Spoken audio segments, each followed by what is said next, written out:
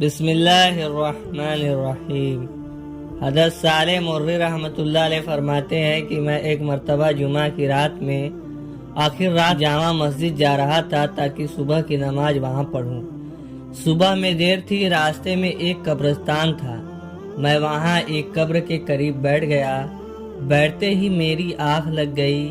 میں نے ایک خواب میں دیکھا کہ سب قبریں سخت ہو گئی اور ان میں سے مردے نکل کر آپس میں ہنسی خوشی باتیں کر رہے ہیں۔ ان میں سے ایک نوجوان بھی قبر سے نکلا جس کے کپڑے میلے اور مغموم سا ایک طرف بیٹھ گیا۔ تھوڑی دیر بعد آسمان سے بہت سے فرشتے اترے جن کے ہاتھوں میں خوان تھے، جن پر نور کے رومال ڈھکے ہوئے تھے۔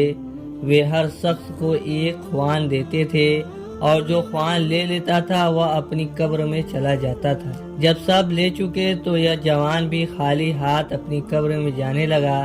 میں نے اس سے پوچھا کہ کیا بات ہے، تم اس قدر غمگین کیوں ہو اور یہ خوان کیسے تھے؟ اس نے کہا کہ یہ خوان ان ہدایہ کے تھے جو زندہ لوگ اپنے اپنے مردوں کو بھیجتے ہیں۔ میرا تو کوئی اور ہے نہیں جو بھیجے۔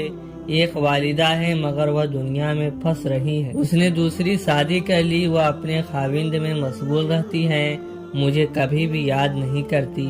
میں نے اس سے اس کی والدہ کا پتہ پوچھا اور صبح کو اس پتے پر جا کر اس کی والدہ پردے کے پیچھے بلایا اور اس سے اس کے لڑکے کو پوچھا اور یہ خواب اسے سنایا۔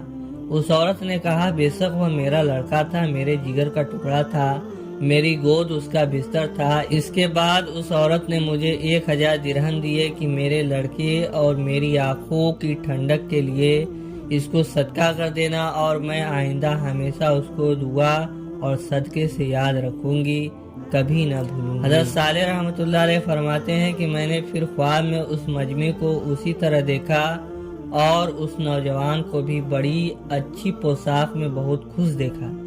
وہ میری طرف کو دوڑا ہوا آیا اور کہنے لگا کہ صالح، حق تعالیٰ شانہ تمہیں جزائے خیر عطا فرمائے، تمہارا ہدیہ میرے پاس پہنچ گیا۔